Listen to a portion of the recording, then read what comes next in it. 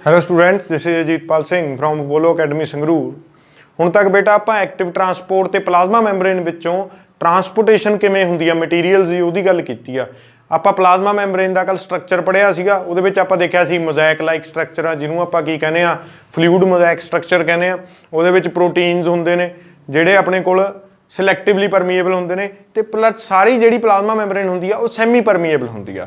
ਹੁਣ semi permeable ਹੋਣ ਕਰਕੇ ਉੱਥੇ ਦੋ ਤਰ੍ਹਾਂ ਦੀ ਟਰਾਂਸਪੋਰਟੇਸ਼ਨ ਹੁੰਦੀ ਆ। ਇੱਕ ਤਾਂ ਆਪਾਂ ਨੂੰ ਪਤਾ ਐਕਟਿਵ ਟਰਾਂਸਪੋਰਟੇਸ਼ਨ ਜਿਹੜੀ ਆਪਾਂ ਕੱਲ ਕੀਤੀ ਆ, ਜਿਹਦੇ ਵਿੱਚ ਕੀ ਹੁੰਦਾ ਹੈਗਾ ਐਕਟਿਵ ਟਰਾਂਸਪੋਰਟੇਸ਼ਨ ਦੇ ਵਿੱਚ ਉਹ ਮਟੀਰੀਅਲ ਜਿਹੜਾ ਪਹਿਲਾਂ ਹੀ ਸੈੱਲ ਦੇ ਵਿੱਚ ਬਹੁਤ ਜ਼ਿਆਦਾ ਆ, ਉਹ ਮਟੀਰੀਅਲ ਜਿਹੜਾ ਪਹਿਲਾਂ ਹੀ ਸੈੱਲ ਦੇ ਵਿੱਚ ਜ਼ਿਆਦਾ ਐਗਜ਼ਿਸਟ ਕਰਦਾ, ਉਹ ਮਟੀਰੀਅਲ ਨੂੰ ਹੋਰ ਸੈੱਲ ਦੇ ਵਿੱਚ ਲੈ ਕੇ ਆਉਣਾ bye the expenditure of energy is called active transport. ਹੁਣ ਆਪਾਂ ਪੈਸਿਵ ਟਰਾਂਸਪੋਰਟ ਦੀ ਗੱਲ ਕਰਦੇ ਹਾਂ। ਪੈਸਿਵ ਟਰਾਂਸਪੋਰਟ ਉਹ ਆ ਬੇਟਾ ਜਿਵੇਂ ਸੈੱਲ ਦੇ ਵਿੱਚ ਕੋਈ ਚੀਜ਼ ਹੈ ਨਹੀਂ, ਬਾਹਰ ਉਹ ਚੀਜ਼ ਜ਼ਿਆਦਾ ਆ, ਤਾਂ ਸੈੱਲ ਕੀ ਕਰੂਗਾ ਆਟੋਮੈਟਿਕਲੀ ਉਸ ਚੀਜ਼ ਨੂੰ ਆਪਣੇ ਵੱਲ ਨੂੰ ਖਿੱਚਣਾ ਸ਼ੁਰੂ ਕਰ ਦੂਗਾ, ਉਹਨੂੰ ਕਹਿੰਦੇ ਆਪਾਂ ਪੈਸਿਵ ਟਰਾਂਸਪੋਰਟੇਸ਼ਨ। ਇਹ ਦੋ ਤਰ੍ਹਾਂ ਦੀ ਹੁੰਦੀ ਆ, one is diffusion, second is ਔਸਮੋਸਿਸ। Diffusion ਕੀ ਆ ਬੇਟਾ? ਡਿਫਿਊਜ਼ਨ ਦਾ ਮਤਲਬ ਹੈ ਫੋਰ ਐਗਜ਼ਾਮਪਲ ਆਪਣੇ ਕੋਲ ਇੱਕ ਸੈੱਲ ਹੈ, ਸੈੱਲ ਨੂੰ ਆਕਸੀਜਨ ਗੈਸ ਦੀ ਲੋੜ ਹੈ, ਸੈੱਲ ਦੇ ਵਿੱਚ ਕਾਰਬਨ ਡਾਈਆਕਸਾਈਡ ਜ਼ਿਆਦਾ ਆ, ਸੈੱਲ ਤੋਂ ਬਾਹਰ ਆਰਬੀਸੀ ਨੇ, ਰੈੱਡ ਬਲੱਡ ਸੈੱਲ ਨੇ, ਜਿਨ੍ਹਾਂ 'ਚ ਆਕਸੀਜਨ ਜ਼ਿਆਦਾ ਆ। ਹੁਣ ਕੀ ਹੋਊਗਾ, ਕਿਉਂਕਿ ਸੈੱਲ ਨੂੰ ਆਕਸੀਜਨ ਦੀ ਲੋੜ ਆ ਤਾਂ ਜਿਹੜੀ ਮੈਂਬਰੇਨ ਆ ਪਲਾਜ਼ਮਾ ਮੈਂਬਰੇਨ, ਉਹ ਇੱਕ ਐਸੀ ਮੈਂਬਰੇਨ ਦਾ ਕੰਮ ਕਰੂ ਜਿਹਦੇ ਵਿੱਚ ਆਕਸੀਜਨ ਬਾਹਰੋਂ ਅੰਦਰ ਆ ਜੂਗੀ। ਬਾਹਰ ਆਕਸੀਜਨ ਦੀ ਕੰਸਨਟ੍ਰੇਸ਼ਨ ਕੀ ਆ? ਹਾਈ ਆ। ਅੰਦਰ ਆਕਸੀਜਨ ਦੀ ਕੰਸਨਟ੍ਰੇਸ਼ਨ ਕੀ ਆ? ਲੋ ਆ। From high concentration to low ਕੰਸਨਟ੍ਰੇਸ਼ਨ ਜਦੋਂ ਕੋਈ ਸਬਸਟੈਂਸ ਮੂਵ ਕਰਦਾ ਗਾ ਉਹਨੂੰ ਆਪਾਂ ਕੀ ਕਹਿੰਦੇ ਆ? ਡਿਫਿਊਜ਼ਨ ਕਹਿੰਦੇ ਆ।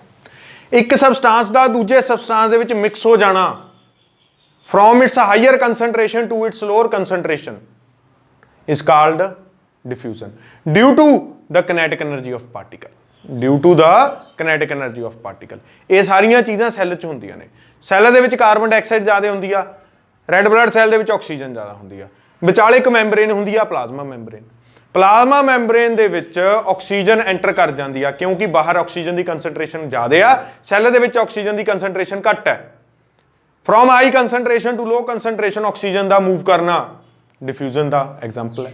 ਇਹਦਾ ਮਤਲਬ ਟ੍ਰਾਂਸਫਰ ਆਫ ਗੈਸਿਸ ਸੈਲਸ ਦੇ ਵਿੱਚ ਕਿਹਦੇ ਪ੍ਰੋਸੈਸ ਥਰੂ ਹੁੰਦੀਆਂ ਨੇ? It is a passive process, passive transportation known as diffusion. ਹੋਰ ਡਿਫਿਊਜ਼ਨ ਦਾ ਕੀ ਕੁਝ ਫਾਇਦਾ ਬੇਟਾ? ਹੋਰ ਡਿਫਿਊਜ਼ਨ ਆਪਣੇ ਸੈੱਲ ਦੇ ਵਿੱਚ ਕਿੱਥੇ ਕਿੱਥੇ ਹੁੰਦੀ ਆ? ਬੁੱਕ ਕਹਿ ਰਹੀ ਹੈ ਸਭ ਤੋਂ ਪਹਿਲਾਂ ਤਾਂ ਜਿਹੜੀ ਚੀਜ਼ ਮੈਂ ਤੁਹਾਨੂੰ ਐਕਸਪਲੇਨ ਕੀਤੀ ਹੈ, ਦੂਜੀ ਚੀਜ਼ diffusion help in distribution of various substances throughout the cytoplasm. ਪੂਰੇ ਸਾਈਟੋਪਲਾਜ਼ਮ ਦੇ ਵਿੱਚ ਆਪਾਂ ਨੂੰ ਪਤਾ ਪ੍ਰੋਟੀਨ ਕਿੱਥੇ ਬਣਦੇ ਨੇ? ਪ੍ਰੋਟੀਨ ਬਣਦੇ ਨੇ ਰਾਈਬੋਸੋਮਸ ਦੇ ਵਿੱਚ। ਪ੍ਰੋਟੀਨ ਚਾਹੀਦੇ ਕਿੱਥੇ ਹੁੰਦੇ ਨੇ? ਮਾਈਟੋਕੌਂਡਰੀਆ ਚਾਹੀਦੇ ਹੁੰਦੇ ਨੇ, ਪਲਾਜ਼ਮਾ ਮੈਂਬਰੇਨ ਤੇ ਚਾਹੀਦੇ ਹੁੰਦੇ ਨੇ, ਵੈਸੀਕਲਸ ਦੇ ਵਿੱਚ ਚਾਹੀਦੇ ਹੁੰਦੇ ਨੇ, ਤੁਹਾਡੇ ਆਪਣਾ ਲਾਈਜ਼ੋਸੋਮ ਦੇ ਵਿੱਚ ਚਾਹੀਦੇ ਹੁੰਦੇ ਨੇ, ਗੋਲਜੀ ਆਪਰੇਟਸ ਦੇ ਵਿੱਚ ਚਾਹੀਦੇ ਹੁੰਦੇ ਨੇ। ਜ਼ਿਆਦਾ ਕਿੱਥੇ ਬਣ ਗਏ? ਰਾਈਬੋਸੋਮਸ ਤੇ। ਡਿਊ ਟੂ ਡਿਫਿਊਜ਼ਨ ਉਹ ਮੂਵ ਕਰਨਗੇ। ਕਿੱਥੇ ਮੂਵ ਕਰਨਗੇ? ਜਿੱਥੇ ਉਹ ਚਾਹੀਦੇ ਨੇ, ਜਿੱਥੇ ਉਹਨਾਂ ਦੀ ਕੰਸਨਟ੍ਰੇਸ਼ਨ ਘੱਟ ਹੈ। This is called diffusion, passive transportation.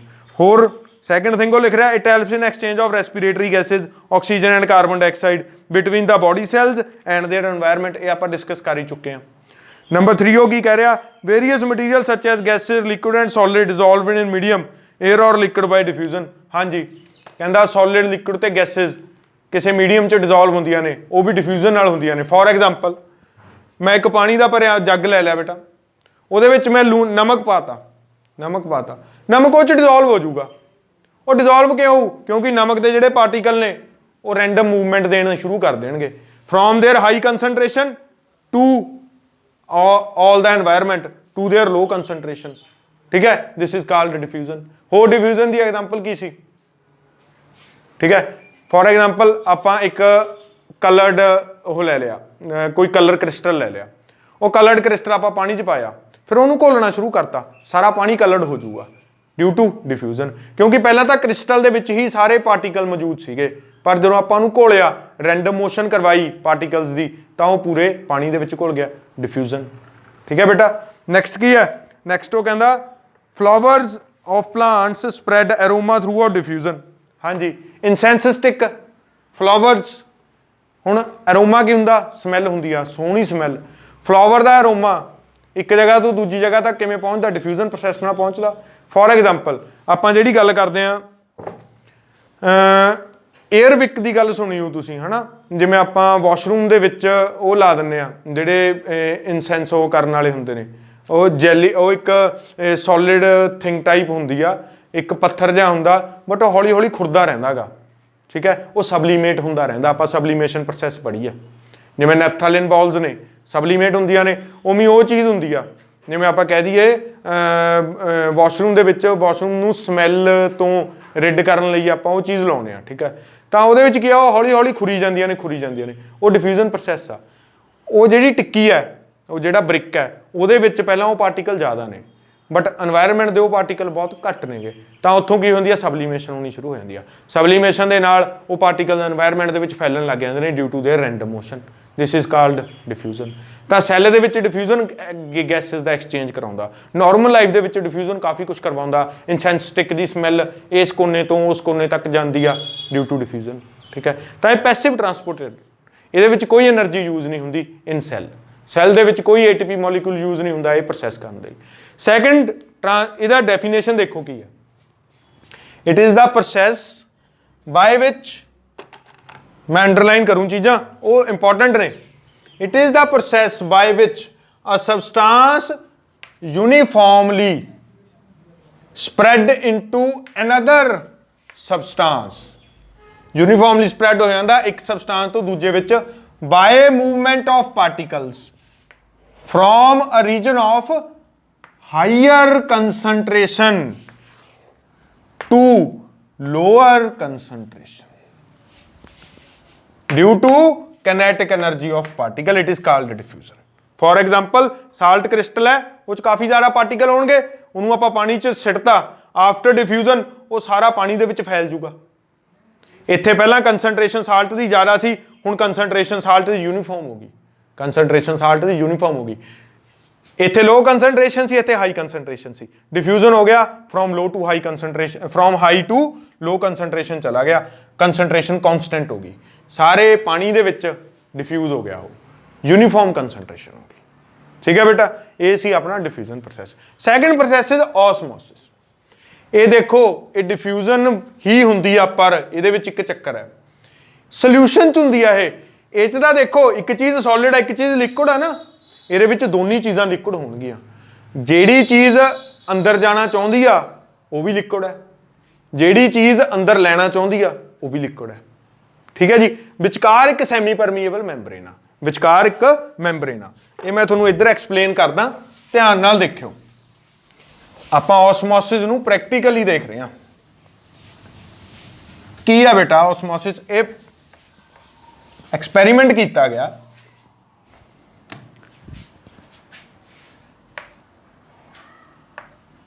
एक ना ट्यूब लाई गई इस तरह, नीचे वो सैमी परमीएबल मैंबरेन लाई गई। हुण सैमी परमीएबल मैंबरेन तुहानूं पता किहड़ी मैंबरेन हुंदी आ, जिहड़ी सॉल्वेंट नूं इन जाण दे विच परमिट करदी आ, सोल्यूट नूं इन नहीं जाण दिंदी। पढ़िया ना आपां इहदे विच ना शुगर साइरप पाया गया, मतलब पानी दे विच काफ़ी सारा मिठा घोल के चाशनी बना के इहदे विच पा दित्ती गई, शुगर साइरप। इहदे विच की पाया गया? Sugar syrup. इहनूं ना एक वाटर नाल फिल्ड कंटेनर च रख दिता गया।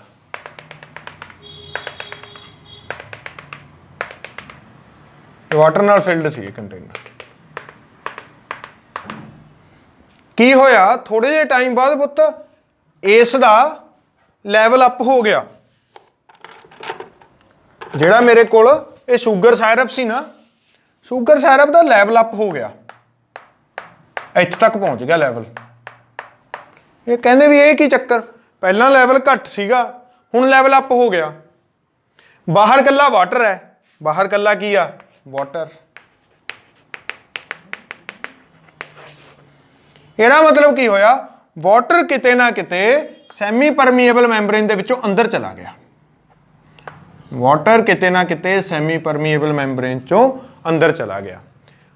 वाटर भी एक लिक्विड है, गया भी वो लिक्विड दे विच है, पर इस लिक्विड दे विच शुगर ज़्यादा है।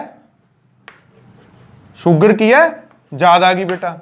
वाटर की है? घट है, तो वाटर इत्थे वाटर ज़्यादा सी, इहदे विच की आ वाटर ज़्यादा, सारा ही वाटर है, तो वाटर आपदी हाई कंसनट्रेशन तो अपनी low concentration they which move कर गया। वाटर जिथे हाई कंसनट्रेशन सी वाटर दी हाई कंसनट्रेशन मतलब वाटर दी अमाउंट ज़्यादा, जिथे ज़्यादा पार्टिकल वाटर दे सी ओह उत्थे मूव कर गए जिथे वाटर दे पार्टिकल घट सीगे through a semi permeable membrane, it is called osmosis. Water की जगह आप यूज़ करांगे सॉल्वेंट, वाटर की जगह आप की यूज़ करांगे सॉल्वेंट। कहना सॉल्वेंट क्योंकि सोल्यूशन दो हिस्सों का बनया हुंदा, सोल्यूशन हुंदा दो हिस्सों का, एक हुंदा सोल्यूट, एक हुंदा सॉल्वेंट। हुण इत्थे वाटर सॉल्वेंट आ,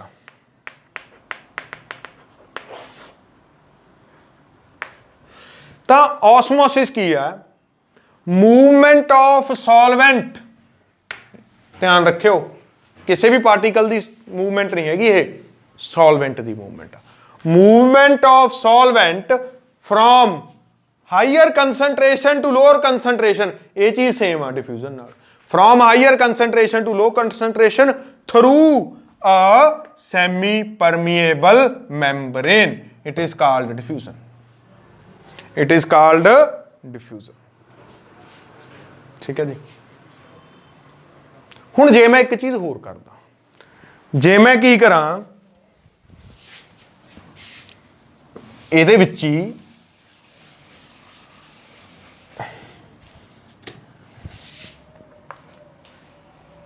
इमेजिन करियो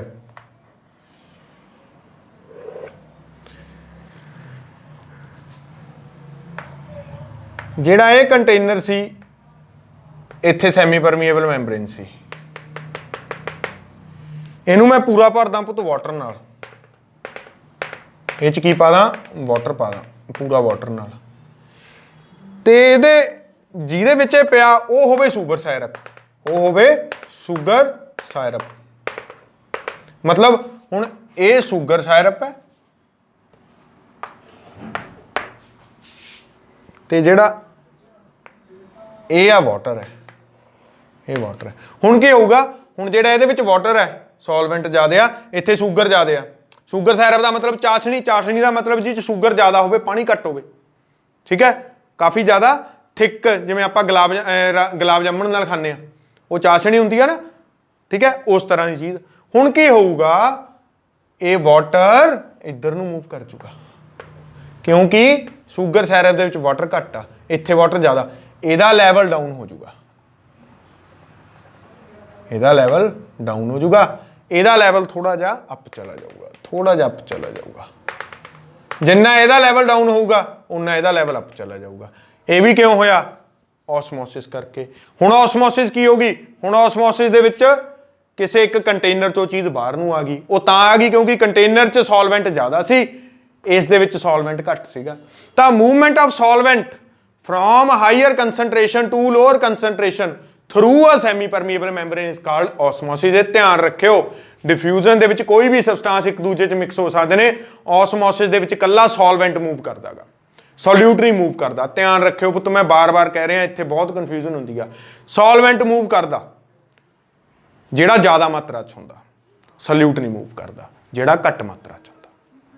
सॉल्वेंट ते सॉल्यूट तां तुहानूं क्लीयर ने ना, पानी सॉल्वेंट है, वो च शुगर पाया होया वो सॉल्यूट है, ठीक है, ये चीज़ याद रखियो।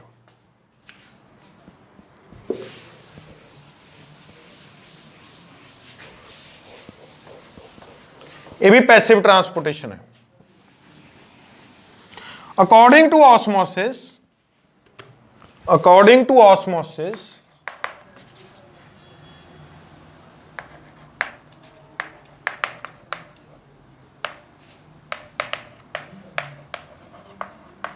ऑस्मोसिस प्रोसैस के हिसाब नाल ना solution are of 3 type.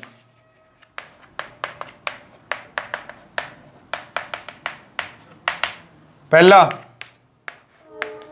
Isotonic solution,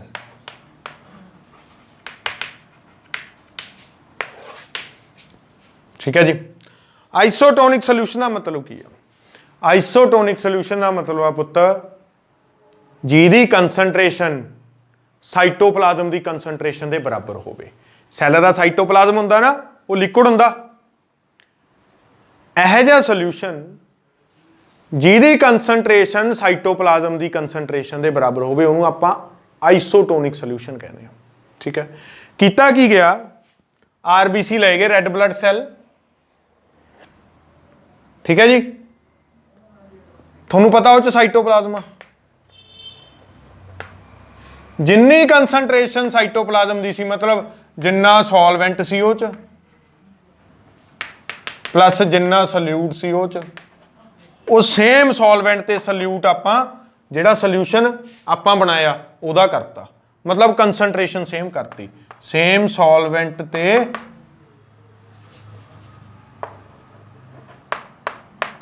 salute करता, कंसनट्रेशन इक्वल करती। मतलब आरबीसी जे उस सोल्यूशन दे विच पिया गा ना तां इहनूं कुछ नहीं होना, ऑसमोसिस होनी ही नहीं। आइसोटोनिक दे विच ऑसमोसिस नहीं हुंदी क्योंकि कंसनट्रेशन सेम हुंदी आ आरबीसी दी उस सोल्यूशन दे नाल। ठीक है जी, तां उत्थे कोई ऑसमोसिस नहीं हुंदी। नो ऑसमोसिस इन आइसोटोनिक सोल्यूशन। दूजी तरह का सोल्यूशन हुंदा जिहड़ा, दैट इज कॉल्ड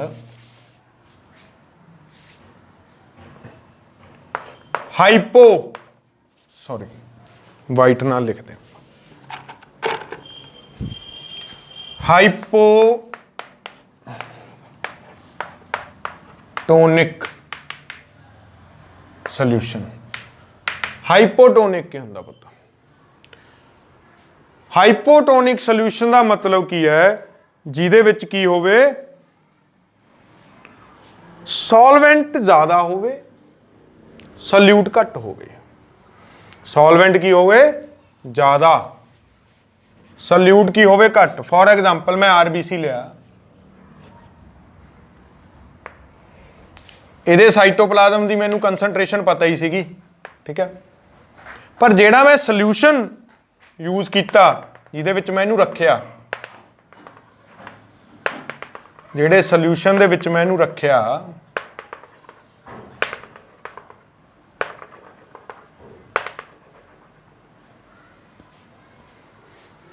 उस सोल्यूशन दे विच की सीगा,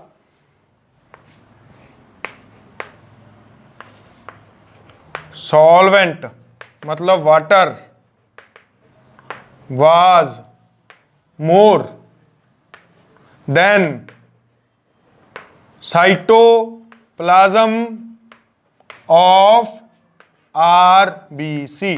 आरबीसी दे साइटोप्लाज्म तो वाटर मतलब सॉल्वेंट ज़्यादा सी। हुण इत्थे ऑसमोसिस हो क्योंकि साइटोप्लाज्म किने घेरिया होया? प्लाज्मा मैंबरेन ने। प्लाज्मा मैंबरेन इही जी कंडीशन च की करूगी, जेड़ा ये वाटर आ ना इनू आपदे विच खिच लूगी। इहदा मतलब सैल की हो जूगा? सैल स्वैल हो जू। सैल की हो जू? स्वैलिंग ऑफ सैल हो जू। की हो जूगी बेटा? स्वैलिंग ऑफ सैल हो जू। सैल वड्डा हो जू अपने नॉर्मल साइज तो, क्योंकि उहदे विच पानी चला जाऊगा, उहदे विच पानी चला जाऊगा।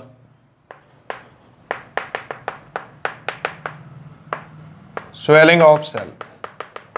तां इह क्वेश्चन आउंदा जदों तुसीं हाइपोटोनिक सोल्यूशन दे विच कोई आरबीसी रखोगे तां की होऊगा? तां वो स्वैल हो जाऊगा। ठीक है, स्वैल। ये प्रोसैस नूं आपां कहांगे एंडो ऑसमोसिस। की कहांगे?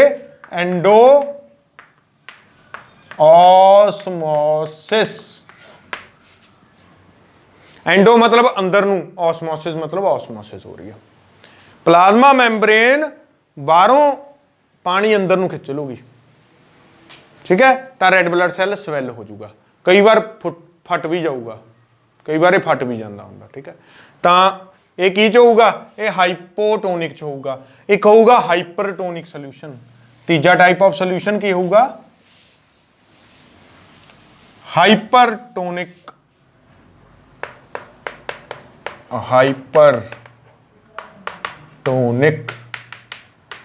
हाइपरटोनिक दे विच की होऊगा? ਜਿਹੜਾ ਆਪਣਾ ਆਰਬੀਸੀ ਹੈ ਇਹਦਾ ਜਿਹੜਾ ਸਾਈਟੋਪਲਾਜ਼ਮ ਹੋਊਗਾ ਉਹਦੇ ਤੋਂ ਜਿਹੜਾ ਆਪਣਾ ਸੋਲਿਊਸ਼ਨ ਹੋਊਗਾ ਉਸ ਵਿੱਚ ਸੋਲਵੈਂਟ ਘੱਟ ਹੋਊਗਾ, ਸੋਲਿਊਟ ਜ਼ਿਆਦਾ ਹੋਊਗਾ। ਲੈਸ ਸੋਲਵੈਂਟ मतलब less water than cytoplasm of cell, RBC ਦੇ ਵਿੱਚ ਜ਼ਿਆਦਾ ਪਾਣੀ ਆ, ਇੱਥੇ ਘੱਟ ਪਾਣੀ ਆ। ਕੰਸੈਂਟ੍ਰੇਸ਼ਨ ਆਫ ਵਾਟਰ RBC ਦੇ ਵਿੱਚ ਜ਼ਿਆਦਾ ਆ, ਇੱਥੇ ਘੱਟ ਆ। ਇਹਦਾ ਮਤਲਬ RBC ਤੋਂ ਪਾਣੀ ਬਾਹਰ ਨੂੰ ਆ ਜਾਊਗਾ, RBC ਤੋਂ ਪਾਣੀ ਬਾਹਰ ਨੂੰ ਨਿਕਲਣਾ ਸ਼ੁਰੂ ਹੋ ਜੂ। ਇਹਦਾ ਮਤਲਬ ਜੇ RBC ਤੋਂ ਪਾਣੀ ਬਾਹਰ ਨੂੰ ਨਿਕਲਣਾ ਸ਼ੁਰੂ ਹੋ ਗਿਆ, ਇਹਦਾ ਮਤਲਬ RBC ਦਾ ਸਾਈਜ਼ ਘਟ ਜੂਗਾ, RBC ਦਾ ਸਾਈਜ਼ ਘਟ ਜੂਗਾ, ਸ਼ਰਿੰਕ ਹੋ ਜੂਗਾ। RBC ਵਿਲ ਸ਼ਰਿੰਕ, ਉਹ ਛੋਟਾ ਹੋ ਜੂ, ਕਿਉਂਕਿ ਸਾਈਟੋਪਲਾਜ਼ਮ ਜ਼ਿਆਦਾਤਰ ਪਾਣੀ ਦਾ ਹੀ ਬਣਿਆ ਹੁੰਦਾ ਤੇ ਉਹ ਪਾਣੀ ਤਾਂ ਆਪਾਂ ਬਾਹਰ ਕੱਢਤਾ। ਜੇ ਉਹ ਪਾਣੀ ਬਾਹਰ ਕੱਢਦਾ ਤਾਂ RBC ਕੀ ਹੋ ਗਿਆ? ਸ਼ਰਿੰਕ ਹੋ ਗਿਆ। ਸ਼ਰਿੰਕ RBC ਇਹ ਕਦੋਂ ਹੋਊਗਾ? ਜਦੋਂ ਆਪਾਂ RBC ਨੂੰ ਹਾਈਪਰਟੋਨਿਕ ਸੋਲਿਊਸ਼ਨ ਦੇ ਵਿੱਚ ਰੱਖਾਂਗੇ, ਕਿਉਂਕਿ ਹਾਈਪਰਟੋਨਿਕ ਸੋਲਿਊਸ਼ਨ ਦਾ ਮਤਲਬ ਕੀ ਆ? RBC ਦੇ ਕੰਪੈਰੀਜ਼ਨ ਨਾਲ ਜਿਹਦੇ ਵਿੱਚ ਸੋਲਵੈਂਟ ਘੱਟ ਹੋਵੇ ਉਹਨੂੰ ਆਪਾਂ ਹਾਈਪਰਟੋਨਿਕ ਸੋਲਿਊਸ਼ਨ ਕਹਾਂਗੇ। ਤਾਂ ਉਹਦੇ ਕਰਕੇ ਆਸਮੋਸਿਸ ਹੋਊਗੀ ਤੇ ਬਾਹਰ ਨੂੰ ਪਾਣੀ ਨਿਕਲ ਜੂਗਾ RBC ਚੋਂ। ਦਿਸ ਇਜ਼ ਕਾਲਡ ਐਗਜ਼ੋਆਸਮੋਸਿਸ।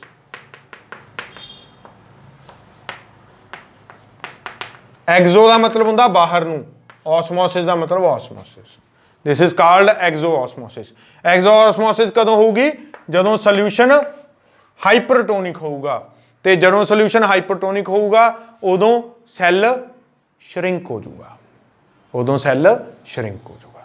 ਹੁਣ ਤੁਸੀਂ ਕਹੋਗੇ ਸਰ ਆਸਮੋਸਿਸ ਦਾ ਫਾਇਦਾ ਕੀ ਆ? ਸੈੱਲ ਕਿਹੜੀਆਂ ਚੀਜ਼ਾਂ ਥਰੂ ਆਸਮੋਸਿਸ ਅੰਦਰ ਲੈਂਦਾ ਜਾਂ ਬਾਹਰ ਕੱਢਦਾਗਾ? ਆਪਾਂ ਦੇਖਿਆ by diffusion cell gas exchange ਕਰਦਾਗਾ, ਬਾਏ ਆਸਮੋਸਿਸ ਸੈੱਲ ਕੀ ਕਰਦਾ? ਆਪਾਂ ਰੀਡ ਕਰਦੇ ਹਾਂ ਆਸਮੋਸਿਸ ਦਾ ਪੈਸਿਵ ਟਰਾਂਸਪੋਰਟ। ਤਾਂ ਆਸਮੋਸਿਸ ਨਾਲ ਸੈੱਲ ਕੀ ਕਰੂਗਾ? ਵਾਟਰ ਇਨਟੇਕ ਕਰੂਗਾ।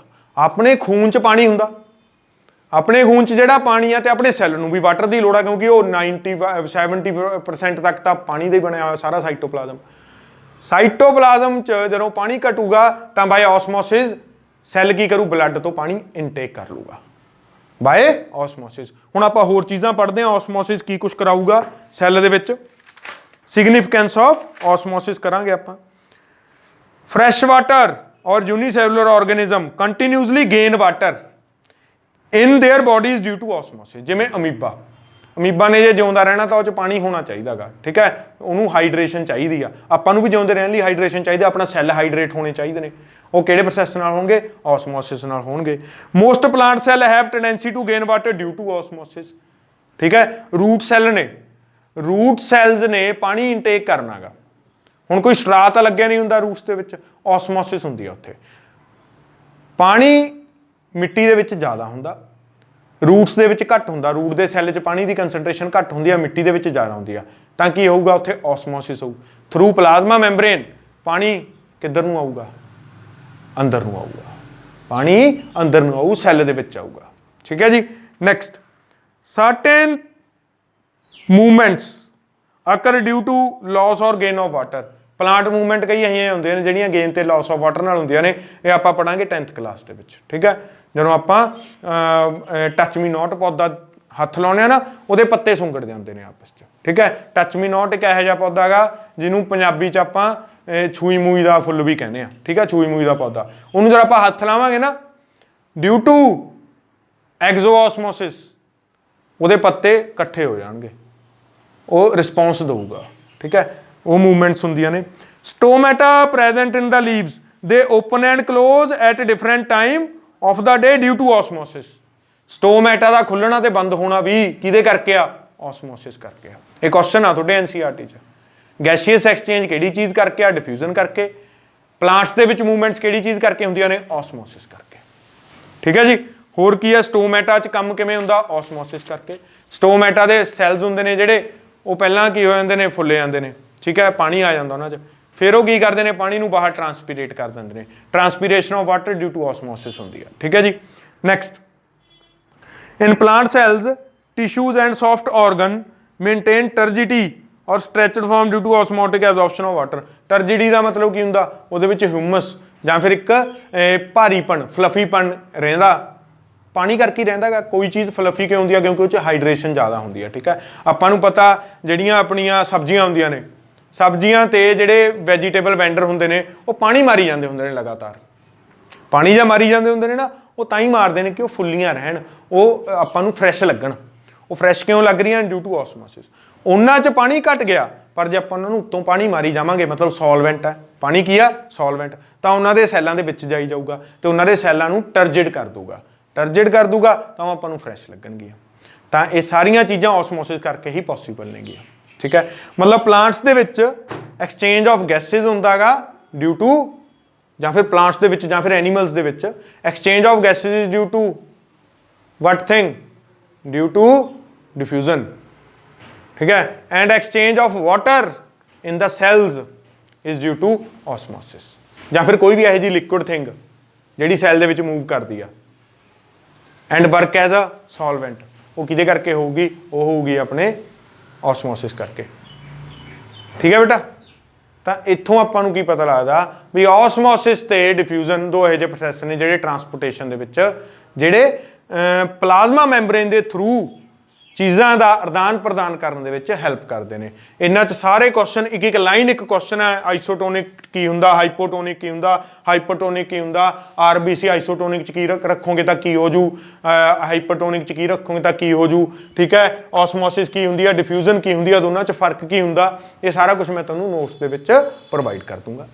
ਇਹ ਚੀਜ਼ਾਂ ਧਿਆਨ ਨਾਲ ਸਮਝਣੀਆਂ ਨੇ, ਧਿਆਨ ਨਾਲ ਸੁਣਨੀਆਂ ਨੇ। ਠੀਕ ਹੈ, ਕਿਉਂਕਿ ਇਹ ਵਨ ਟਾਈਮ ਸਮਝ ਆ ਗਿਆ, ਨਹੀਂ ਫਿਰ ਜੇ ਅੱਗੇ ਤੁਸੀਂ ਸਾਇੰਸ ਲੈਣ ਦੀ ਸੋਚ ਰਹੇ ਹੋ ਤਾਂ ਤੁਹਾਨੂੰ ਸਮਝ ਹੀ ਨਹੀਂ ਆ ਸਕਦਾ। ਬਾਰ-ਬਾਰ ਸੁਣਿਓ ਇਹ ਚੀਜ਼ ਨੂੰ। ਮੈਂ ਜਿੱਥੇ ਸਟ੍ਰੈਸ ਦੇ ਰਿਹਾ ਉੱਥੇ ਸਟ੍ਰੈਸ ਦੇਣਾ। ਇਹ 'ਚ ਸੋਲਵੈਂਟ ਦਾ ਮੂਵਮੈਂਟ ਆ, ਇਹ 'ਚ ਕਿਸੇ ਵੀ ਪਾਰਟੀਕਲ ਦਾ ਮੂਵਮੈਂਟ ਆ। ਡਿਫਿਊਜ਼ਨ 'ਚ ਕਿਸੇ ਵੀ ਪਾਰਟੀਕਲ ਦਾ ਮੂਵਮੈਂਟ ਆ।